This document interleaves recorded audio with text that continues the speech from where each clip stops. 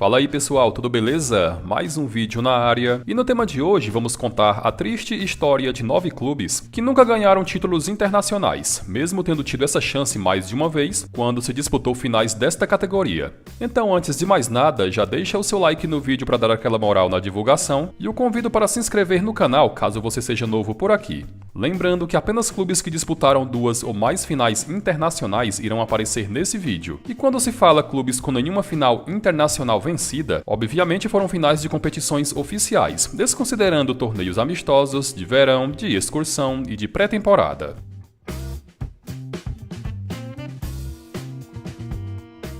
O Newell's Old Boys é um clube argentino situado na cidade de Rosário, e mesmo sem nenhuma conquista internacional, tem história e grandes campanhas a nível continental em competições da Conmebol. Fundado em 1903, o centenário Newell's já bateu na trave 2 vezes na hora de erguer uma taça internacional, e para a lamentação de sua torcida, as finais perdidas foram da Copa Libertadores. A primeira foi a de 1988, que mesmo aos trancos e barrancos foi avançando fase por fase até chegar na final.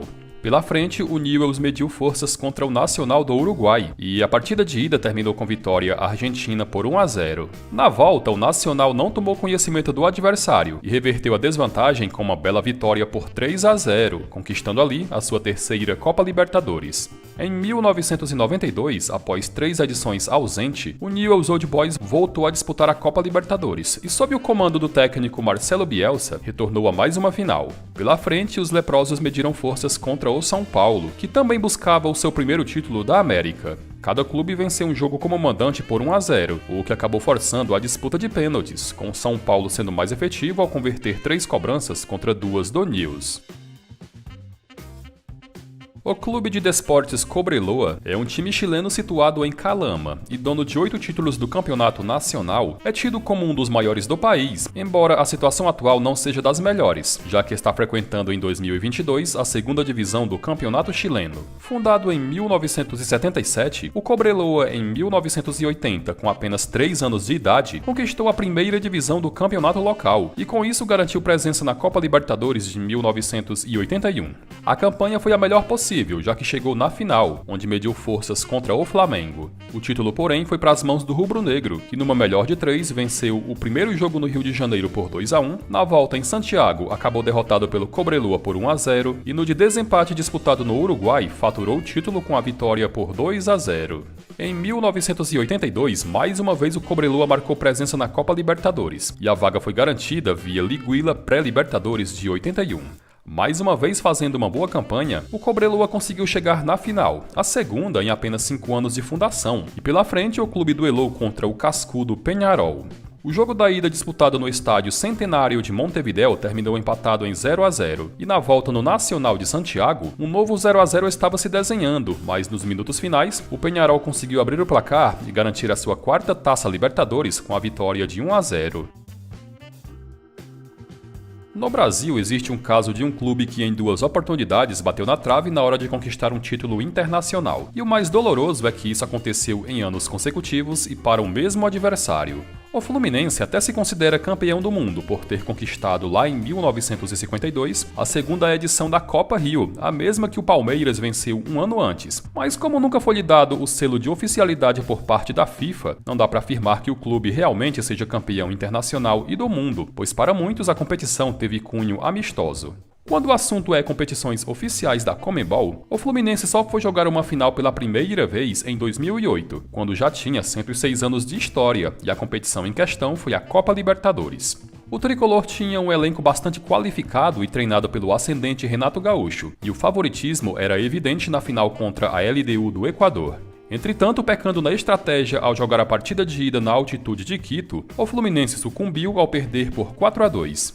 Na partida de volta no Maracanã, a vitória de 3-1 deixou tudo igual no placar agregado, o que acabou levando para as penalidades. Com o emocional mais fragilizado, o Fluminense converteu apenas uma cobrança, enquanto que a LDU faturou o título ao converter 3. No ano seguinte, em 2009, paralelo à fuga desesperada para não ser rebaixado no Campeonato Brasileiro, o Fluminense avançava fase por fase na Copa Sul-Americana e, conseguindo chegar na final, teve pela frente mais uma vez a Algoz Liga Desportiva Universitária. Novamente, a pedra no sapato tratou de acabar com os sonhos do Fluminense de conquistar o seu primeiro título internacional ao aplicar uma goleada de 5-1 no Equador e perder por 3-0 no Rio de Janeiro. O Barcelona Sporting Clube, também conhecido como Barcelona de Guayaquil, é um clube equatoriano situado na cidade de Guayaquil e dono de 16 títulos do campeonato equatoriano, é o maior campeão nacional do país e também o clube de maior torcida no Equador. Mesmo com bastante história em território local, o Barcelona nunca teve o gostinho de ser campeão internacional, tendo batido na trave 2 vezes quando se teve a chance. Ambas as finais perdidas foram da Copa Libertadores, a primeira em 1990 contra o Olímpia do Paraguai. O jogo da ida disputado em Assunção terminou 2-0 para o Olímpia e o da volta em Guayaquil terminou empatado em 1-1. 8 anos depois, em 1998, o Barcelona chegou em nova final da Copa Libertadores, e pela frente o adversário foi o Vasco da Gama. O Cruz Maltino, que naquele ano estava completando 100 anos de fundação, não deu moleza pro azar e muito menos pro Barcelona, e venceu os 2 jogos das finais, o primeiro em São Januário por 2-0 e o da volta no Monumental de Guayaquil por 2-1.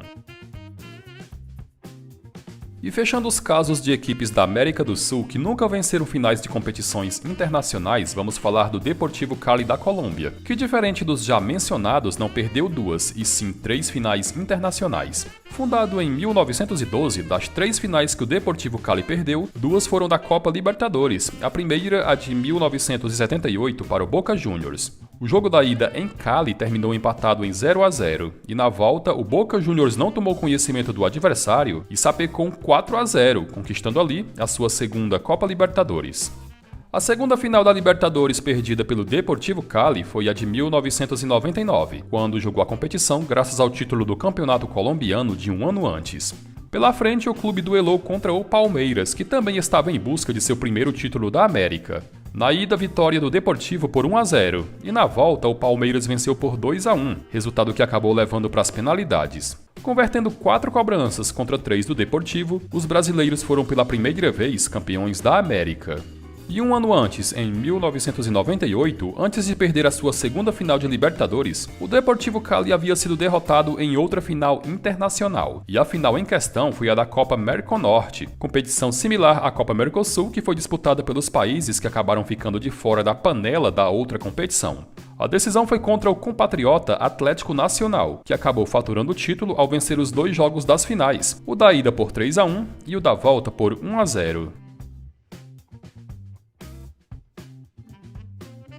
No futebol europeu, assim como na América do Sul, são várias as competições antigas que não existem mais, mas que figuram na lista de conquistas internacionais dos mais variados clubes, e em muitas teve campeões improváveis e outros clubes tendo a chance de faturar a sua primeira taça de caráter internacional. O tradicional Mônaco, que disputa a primeira divisão do campeonato francês, por incrível que pareça, nunca foi campeão de qualquer competição a nível continental, mas não foi por falta de chances, já que em 2 ocasiões foi finalista de torneios da UEFA. A primeira oportunidade foi na temporada 91-92, na Taça dos Clubes Vencedores de Taças, ou Recopa Europeia, competição que na época era tida como a segunda mais importante da Europa, dando ao vencedor uma vaga na final da Supercopa da UEFA. Na ocasião, o Mônaco chegou na final contra o Werder Bremen da Alemanha, e a decisão de jogo único disputada no Estádio da Luz em Lisboa foi vencida pelos alemães por 2-0. Anos mais tarde, na temporada 2003-2004, o Mônaco de forma surpreendente chegou na final da Liga dos Campeões, eliminando equipes como o Real Madrid e o Chelsea, e na final o adversário foi o Porto de Portugal. O título foi para as mãos do Porto de José Mourinho, que meteu um 3-0 de forma convincente no Mônaco de Didier Deschamps. O Espanyol de Barcelona foi fundado em 1900 e em mais de 100 anos de história nunca venceu a primeira divisão do Campeonato Espanhol, embora em 4 oportunidades tenha abocanhado o título da Copa do Rei. A nível continental, o clube já foi 2 vezes finalista da Copa da UEFA, a atual Liga Europa, e em ambas o Espanyol acabou derrotado. A primeira oportunidade de ganhar um título continental foi na temporada 87-88, quando mediu forças na decisão contra o Bayer Leverkusen da Alemanha. Na época, as finais eram em jogos de ida e volta, e de forma emocionante, cada clube venceu seu jogo como mandante por 3-0, com a definição do campeão indo para as penalidades. Com o Bayer convertendo 3 cobranças contra 2 do Espanhol, o título acabou indo para a Alemanha. Quase 20 anos depois, na temporada 2006-2007, lá estava o Espanhol em mais uma final da Copa da UEFA, e pela frente o clube duelou contra o compatriota, o Sevilla. O jogo no tempo regulamentar terminou empatado em 1-1, e na prorrogação novo empate, dessa vez em 2-2, e por conta disso as penalidades se fez necessária. Mais uma vez o Espanhol perdeu a final da Copa da UEFA ao falhar nas alternadas, já que converteu apenas um pênalti contra 3 do Sevilla. O Athletic Clube, mais conhecido como Athletic Bilbao, é um tradicional clube espanhol que disputa atualmente a elite da La Liga e, fundado ainda no século XIX, ostenta 8 títulos do Campeonato Espanhol e nada menos que 23 títulos da Copa do Rei, sendo o segundo maior vencedor da competição, atrás apenas do Barcelona, que tem 31. Com tamanha tradição a nível nacional, o Bilbao nunca venceu qualquer competição de caráter internacional, mas não foi por falta de chances, já que em 2 ocasiões o clube foi finalista da Copa da UEFA. A primeira chance de ganhar uma taça continental foi na temporada 76-77, e na final o Athletic duelou contra a Juventus, que na época também estava em busca de seu primeiro título internacional. Em jogos de ida e volta, a Juventus ficou com o título, ao vencer por 1-0 em seus domínios e perder por 2-1 na Espanha. E mesmo com o placar agregado em 2-2, o título ficou com a velha senhora pelo gol marcado fora de casa.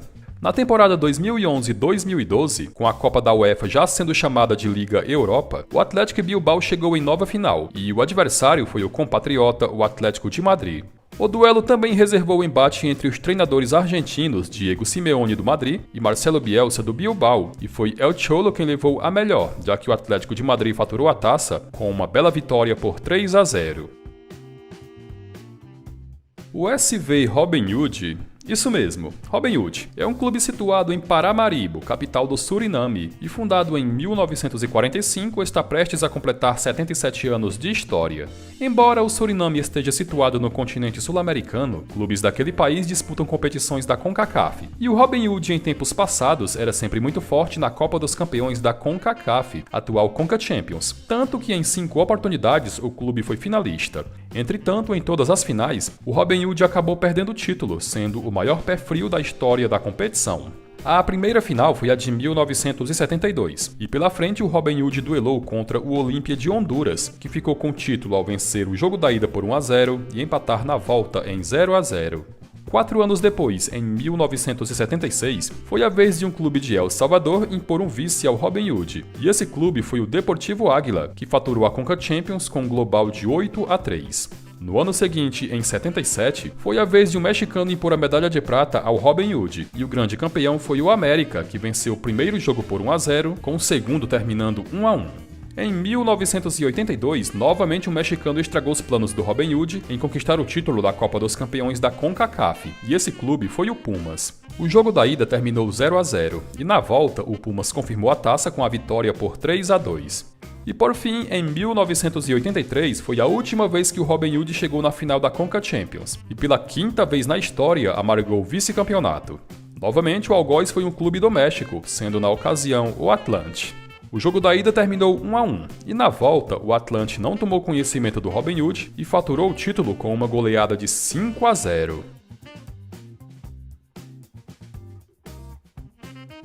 Bom galera, e chegamos ao final de mais um vídeo. Se você gostou, não esqueça de curtir e de comentar.